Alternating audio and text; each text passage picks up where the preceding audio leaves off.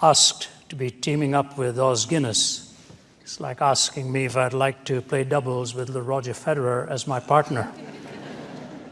And the wonderful thing about having Roger Federer as your partner is if you win, you can always say, "We won." And if you lose, you can say, "Roger was not having a very good day that day." I was having lunch with Oz yesterday, and after I got into my car, I had to chuckle that we both have a lot of snow on the roof. And with the global warming that's going on, even that is diminishing right now. But that's where our resemblance ends. And I feel sort of inversely capable of dealing with this subject. In fact, when I was told what the subject matter was and to team up with Oz, I said, Oz can do this all by himself or get somebody else. But strangely, they did not give me the freedom to say no. So here I am, and I have to deal with this right now. I'm just warming up my vocal cords here because I've been traveling so much, and about a few weeks ago, I completely lost my voice, totally. Could not whisper, could not even clear my throat. It's barely coming back now, and I hope within a few weeks it will be back to normal. But just to speak for a few moments at least gets it lubricated or warmed up a bit, so thank you for allowing me that privilege. In talking about this whole subject matter of freedom, I will approach it sort of linking it to what Oz has already said. The irony of the fact that so many universities have this as their motto, that if the truth shall set you free, you shall be free indeed. I know University of Texas is one of them. I think Johns Hopkins is another. I remember being at one of those universities and asking students if they knew what preceded that statement. And I didn't get a single person who answered that. Some even didn't know it had come from the scriptures. What it really says is, if you abide in my word, you are my disciples, then you shall know the truth, and the truth shall set you free. So it was really not truth hanging with its feet planted firmly in midair. It was the truth that had already been revealed propositionally, and on that basis, the incarnation and so on, as Pilate stood in front of Jesus and said, "What is truth?" and never waited for the answer. I want to give you a picture in the beginning here as I go to what I really want to address, and it is this. If you look at a nation like ours, every now and then you will hear some politician utter this statement: "We are a nation of laws." It's true, but almost every nation would say that. The question is, whose laws and what laws are we really talking about? But if you were to talk to an average person, the idea that we are a nation of laws and due process and all is enshrined in our rights. The fact is, we look at the laws as the roots in the structure. The trunk of the tree then becomes the political structure with which we function. The laws provide the political structure, and then the branches become the outworking within culture of how those laws are being implemented and either giving us liberty or constraints. So the roots are the laws, the trunk is the political system, and the branches become the culture and our expression. But I have a question on that every time I think about it, and that is this. What holds the roots together? What is it that keeps the roots intact? And the fascinating thing is that nobody really thinks of an answer to that question. The roots can only be held if something solid is gripping those roots. And I believe it was Chesterton who said, "Nothing good comes out of mere or pure reason, nor out of pure art. There has to be a moral sense that underlies both art and reasoning." And in the last few days, maybe if I give you the exact words and the way he said it, you'll see how beautifully he says it. "Nothing sublimely artistic has ever arisen out of mere art, any more than anything essentially reasonable has ever arisen out of pure reason. There must always be a rich moral soil for any great aesthetic growth." That rich moral soil that holds the laws together, that then grows into the trunk and the political structure and outwardly into the outworkings within our framework. That's what I want to talk about a little tonight. What is that moral soil? How do we find it? In the last few days, and actually weeks, I've been reading a couple of books. One is Gertrude Himmelfarb's book, which is called Roads to Modernity. That was written somewhere around 2004, the great historian who's written so much on this subject. But then if you go back about 40 years, Russell Kirk penned that massive volume called Roots of American Order. Ironically, 40 years apart, they are both really saying the same thing, but coming at it from different angles.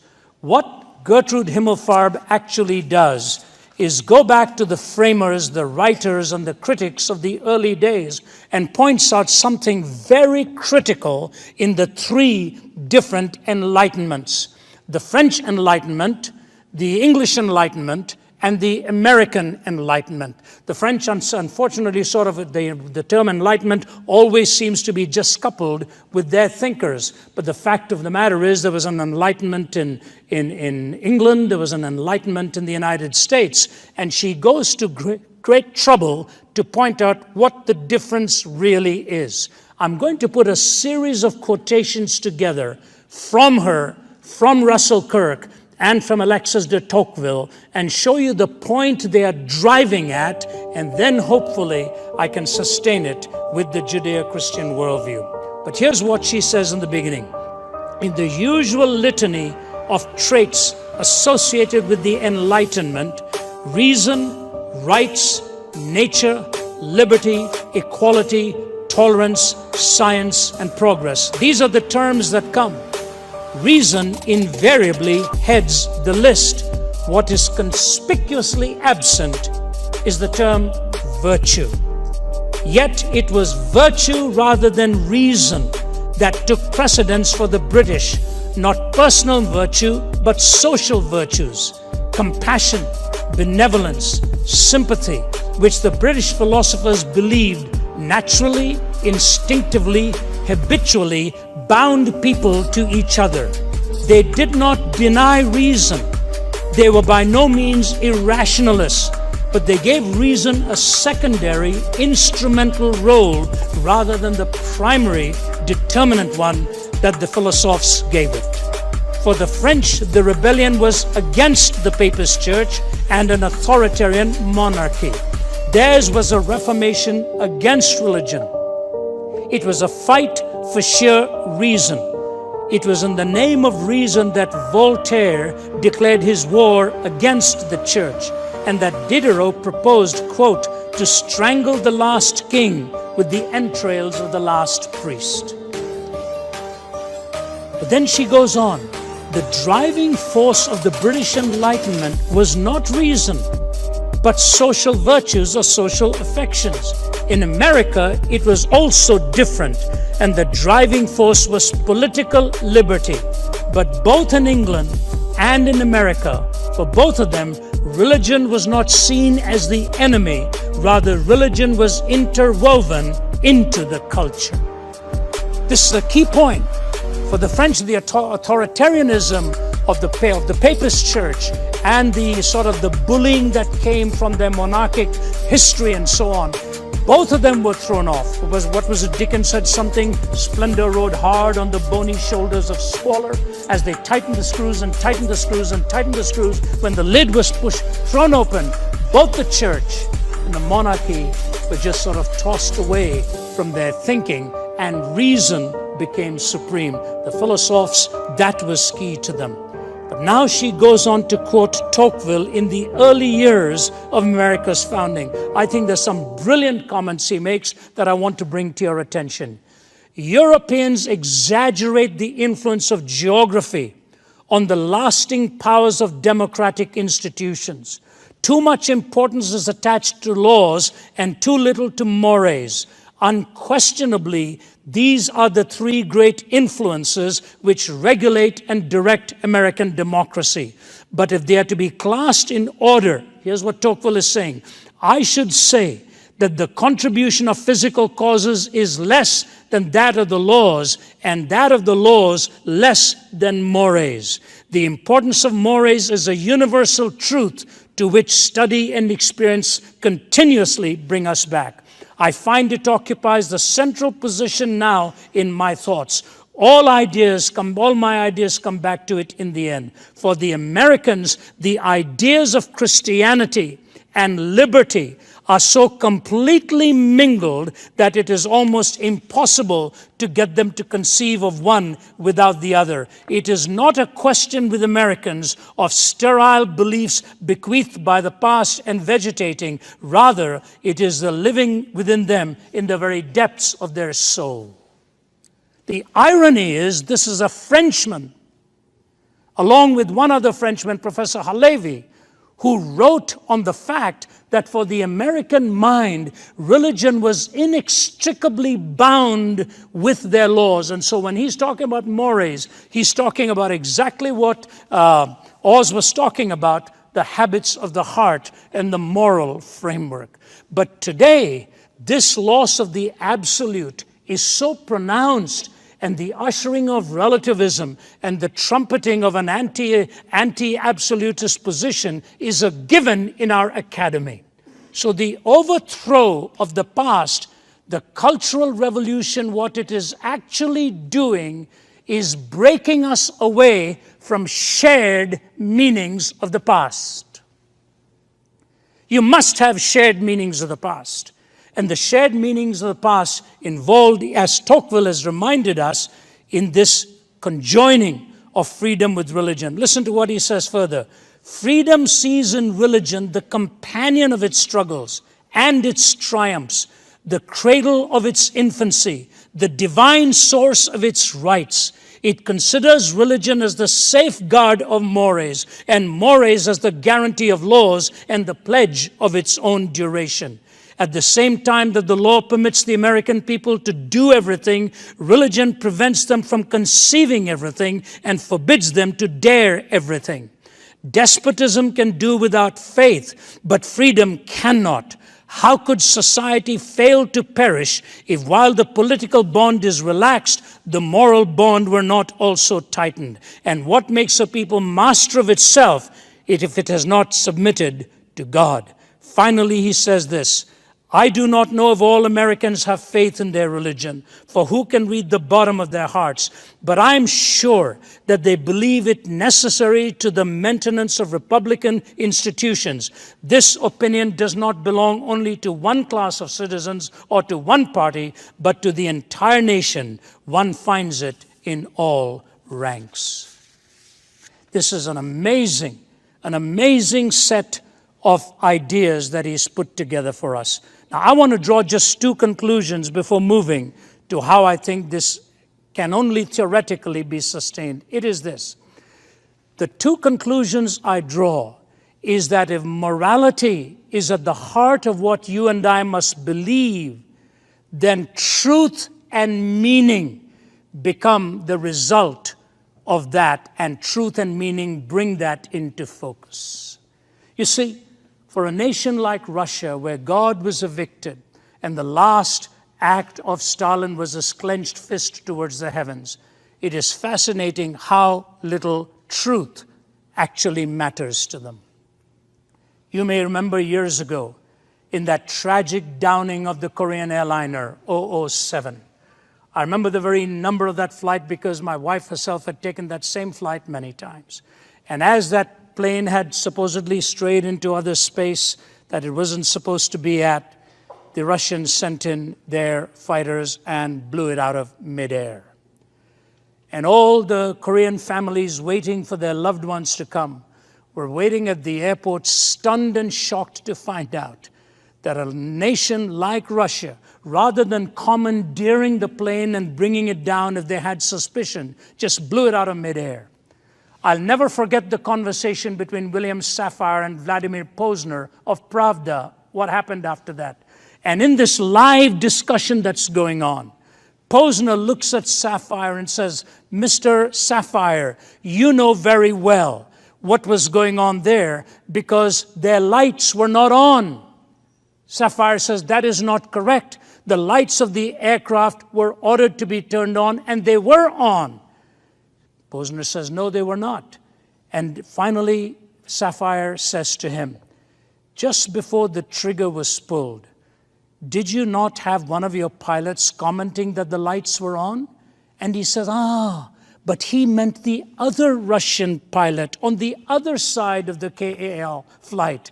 His lights were on. Sapphire says, Mr. Posner, may I read to you from the script? It said this, target's lights are on.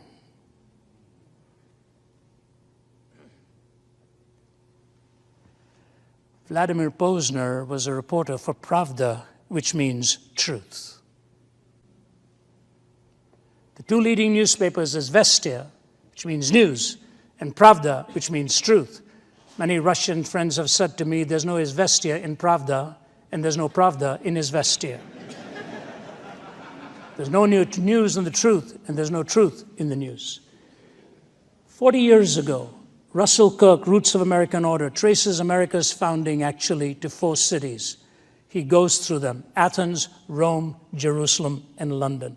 He describes what exactly that meant, and he bemoaned the fact that Jerusalem's bequest was the moral law, moral reasoning, the very person of God. And he said, Rome still exists in America, Athens still exists, London still does, but Jerusalem is gradually being expelled, and the moral law is no longer there. And so I just say this to you in bringing this to a conclusion. What did the moral law serve in the founding of this nation, as it did even in the Old Testament scriptures? When you go back to the beginning of time, there was only one law. Don't eat of the tree of the knowledge of good and evil, because on the day you eat of it, you will surely die. Very clear prescription. What did it mean? Don't play God. Don't become the definers of good and evil. Very simple. Don't play God, because on the day you do it, you're going to die. Satan twisted the whole thing and said, look, the reason he's told you not to do this is because when you eat of it, you will be as God, knowing good and evil. That's exactly what's happened in our nation today. Every one of us is playing God and denying that a transcendent, moral, infinite, uncaused being actually exists. We have deified ourselves in the process. That's precisely what has happened. Eating of the tree. You know, when you look at the healthcare law, one of those marvelous laws which was read after it was passed. And in that law, thousands of pages. Why is it we need so many laws to govern us? Because we violated that one law. Every law now dies the death of 1,000 qualifications. And so the moral law of God was just one prohibition. The second stage of it was Abraham, the man of the tent and the man of the altar. That was the law by which he lived, the law of faith. That this world is a world in which we are pilgrims. There's a transitoriness to this. But wherever he went, he built an altar because life at its core was sacred. Lot did not do that. And so from the moral law, we moved to Abraham's example, the man of the tent and the man of the altar. And then we come to the third stage. This is critical, the Decalogue. Thou shalt have no other gods before me. What preceded that? I am the Lord your God that brought you out of the land of Egypt. Therefore you shall have no other gods before me. The primary condition to which you and I are called is the condition of salvation and redemption. We cannot be a righteous nation until we are a redeemed nation. The salvific process was indispensable to the Decalogue. The moral law came after the heart could recognize that it needed to be transformed. The transformation of the human heart leads then to righteousness and ultimately to worship. That is the logical and the chronological sequence of redemption, righteousness, and worship. And so I say this to you. Why is that redemption necessary? Because first, there was a deep description of sin. Nobody likes to hear this anymore. So I say, all right, let's call it violation of purpose. So a 21-year-old man walks into a room and kills people 2 to 3 times his age. and sits there for an hour watching them. And I say to myself, what was going on in the mind of this young man? Beholding people who came to pray, to read God's word, who knows at their stage in life what struggles and pains were already etched into their consciousness, and now to be gunned down by a man like this. Oz often says in our discussion that catastrophic evil like this forces us to define the very term what we mean by evil.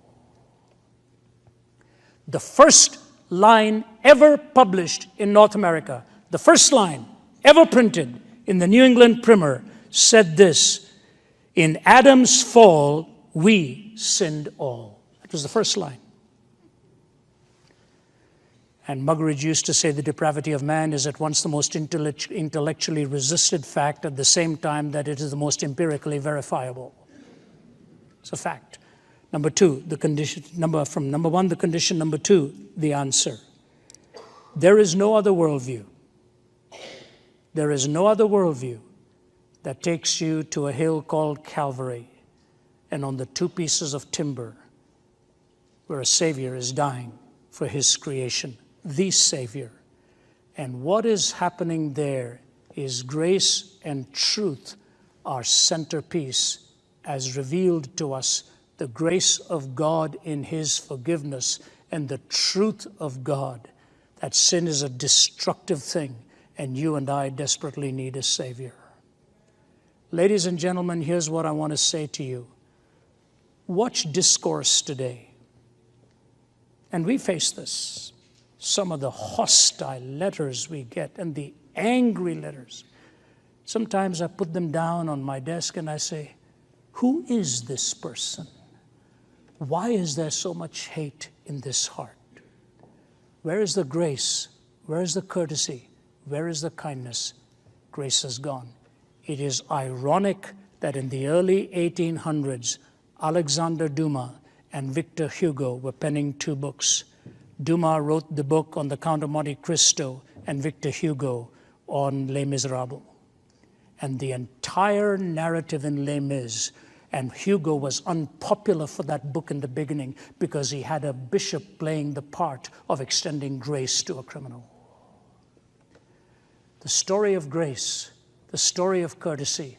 Why can't we disagree today without being so disagreeable? Why do we have to mount such bitterness, such language that cuts people down? Why can't we sit down across tables and talk it? To me, the cross not only gives me the story of grace, but it asks me to extend grace even to people who disagree. And lastly is the centerpiece of all of this, life beyond the grave. You know, John Locke, with all of his skepticism, when Locke was penning down what are the 5 most guiding things in his life, he began with the need for being healthy. And he went on to talk of law and so on. But the final climactic thought in John Locke's writing was this: he believed in an afterlife. He said, otherwise this life doesn't make any sense for me. And so you take the gospel story, you take the place of the law, and you put this all together and say true freedom cannot exist unless it is rooted in morality. Morality cannot exist unless it is based on transcendent truth. And the transcendent truth of the Judeo-Christian worldview, even Gertrude Himmelfarb mentions that, as does Russell Kirk, gives a whole chapter on the beauty and the glories of the Christian message. I close with one simple illustration, and that is this. Just this week, the founder of Freedom from Religion Foundation, Anne Nicole Gaylor, passed away at the age of 88. And, you know, she did what she wanted to do. And there's a list of all of her accomplishments, some of them quite astounding. And she asked her daughter not to have a memorial service of any kind, and also that she had no hope in the future life. She quoted Bertrand Russell, "My body is going to rot once I'm done away with." But then she added this qualifier: that's what makes life precious. Wow. Not true. Not true. Her life proved that all life was not precious to her. What she really meant was time was precious, or her life was precious. Unless we recognize the intrinsic worth of every life, we cannot make the statement that life is actually precious. Life is precious because it is the gift of God, and life does not end with these 70 years and 10. Augustine lay dying in his 70s. People were coming to his bedside to have him pray for them. 2 great books by Augustine, Confessions and The City of God. He brought his own soul for cleansing, and the city of God that he looked forward to, whose builder was God himself. If we look to an eternal city, and if we want to build our cities with truth, liberty, and righteousness, we will need the transcendent perspective of what the law can do and what the law cannot do. What the heart needs desperately is regeneration, and the hope beyond the grave ultimately brings complete justice as well. Liberty is a precious gift because life is precious, given to us by God himself. Those are my thoughts for you tonight. Thank you.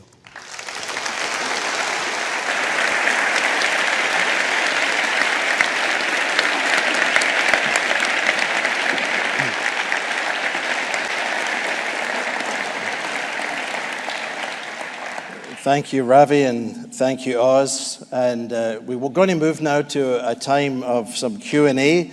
We'll take some questions. Just a word of apology in advance. We can obviously only get through a few, and we will try to do that. There will be a microphone in the center where you can come down and ask your question there. And we do ask that if you do come and ask a question, please, no speeches, no long 3-point sermons. And please don't ask Ravi or Oz tonight, are we absolutely free or are we predestined? That is not on the agenda tonight. Although I did say to Oz at the beginning, the two of you have been traveling the world so long, I know you've got this figured out, and everybody would like to know, but we won't go there tonight. So please, pass on that one. If you would keep it relevant to this topic so that we can have just some questions on this. We do want to think about freedom. And maybe if you just come and line up while we're doing that, I'm going to ask a question of our both gentlemen tonight, just to begin us off. So if you get a question and you want to come down and line up, we can maximize the time.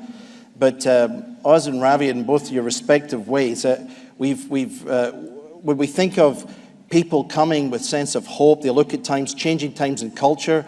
We've all seen the world change rapidly around us, but we also know from history, what should we actually be doing? I mean, many people, we get the ideas at times we see around us. We think of Germany during the Bonhoeffer years. We think of Christians living under communism. Even things today where life seems constrained. What would you say to us, or what would you like to say practically that people could go out of here today in their churches or in their individual lives? What should they practically be doing to make a difference into today's kind of climate and bring as agents of hope in a sense? Oz, I don't know if you want to take the first shot and then give Ravi a second to let us. Is it possible to turn up the lights? I'd love to see the audience. We are being asked if we can turn up the lights so we can see the audience a little bit. There we go. One of the questions I get asked a lot is, how on earth could the German Christians have caved in to National Socialism? And if you've ever looked at that period, the answer is actually very simple. If you understand the temper of the times, you can see the roots of cowardice, why they caved in. And if you look at much of the Christian church in America today, you have a similar temptation to cowardice. And I would say, Stuart, this is a time like Athanasius, Contra Mundum against the world, where he was exiled 5 times by the emperor, but kept coming back, standing for the faith, or Bonhoeffer, the Barmen Declaration. This is a time for Christians with convictions. They know who they believe, they know what they believe, why they believe, but they have courage. And we've got to practice the way of Jesus with gentleness, compassion, grace, but courage. That's what I would say. Thank you. Ravi? And I say this to you, Oz feels that very, very deeply. We've talked a lot about this. And he keeps coming back to this. This is the Bonhoeffer moment for the church. It's the moment where our sacred beliefs are being threatened in so many different ways. I think he's absolutely right. We have to have the courage and the courtesy to engage. I would say, just to push that a little further, in our families and in our homes, it is vitally important we engage our children on issues like this, because they just are at a loss. They don't know how to deal with this. And that's just not the young ones, even our children who are in universities. They just don't know how to engage the opposition or engage the intelligentsia of their time. What do we say? How do we respond? I had a student from the University of Toronto who was in a PhD program who phoned me one day, and he said the professor began his course by saying, "My goal in this course is to knock God out of you. Because I'm laying it before you. It's to knock God out of you. If you don't like listening to this, you don't have to attend, and I will be glad to sort of give you a passing grade or give you some other assignment, but I really think so seriously about what I want to talk about here that this is precisely the goal that I have in mind." The student phones me and he says, "What am I going to do with this?" I thought, really? I mean, I lived in Toronto for many years. My wife's from there. My wife's Canadian. And I thought, my goodness, in a city like that, a historic university like that, that's the goal. How do we raise our children? How do we talk to them? How do we engage them to show them what the challenges are, how to graciously counter this? And it's not always just giving answers, it's asking questions as well. And we as a team go into some of the most hostile settings there are. And I find it very ironic. At the oldest Islamic university, I think, in Malaysia, where there were mullahs and all seated, it was a very, very fearsome environment in which for me to speak about the defense of the Christian faith. They were kinder and more courteous in giving me a hearing there. Sometimes in the West, that is not always being accorded. I'm just shocked at the changing ways in which people are responding. And now even just recently in Romania, speaking to members of the Senate, and just about 2 weeks ago when I was there, he said, "This is the first time God has been mentioned in these chambers. This is the first time prayer has been prayed in these chambers." Many political leaders came up and spoke and said, "We want you guys to come back. We want you to come back and minister to us." Those who evicted God find out the cost of what it meant for their cultures. We've had the presence and the freedom of this, and now we are evicting him, and we're not thinking of the consequences of what all of this means. So standing on the shoulders of what Oz is saying here, courage for this hour, and I'll say carry it into your families to teach them what the Christian faith is all about, why it is coherent, and how to answer the questions that they're being challenged with. Thank you, Ravi. All right, young man, it looks like you're the first person at the microphone. Please go ahead. First, thank you both for blessing us this evening and coming and speaking with us. Thank you for coming tonight and blessing us with your words and wisdom that you have for us. And looking out onto this crowd of young people, I would like for you to give us some type of idea, if you were my age or younger, in our shoes, how would you take the information that we received tonight and take it to our smaller communities and make impacts there? Like for me, I come from a place called Murfreesboro, about 22,000, 25,000 college kids in a very small area. And so how do we take the idea of freedom and what is freedom and change maybe the mentality they have or try to share that with them? I just want to know what Oz or Ravi would do if you were my age and had this information. Thank you. Go ahead, Oz. First, I would break with the notion of generationalism. It's one of the problems of the younger generation. It's a generational thing you wouldn't understand. You know.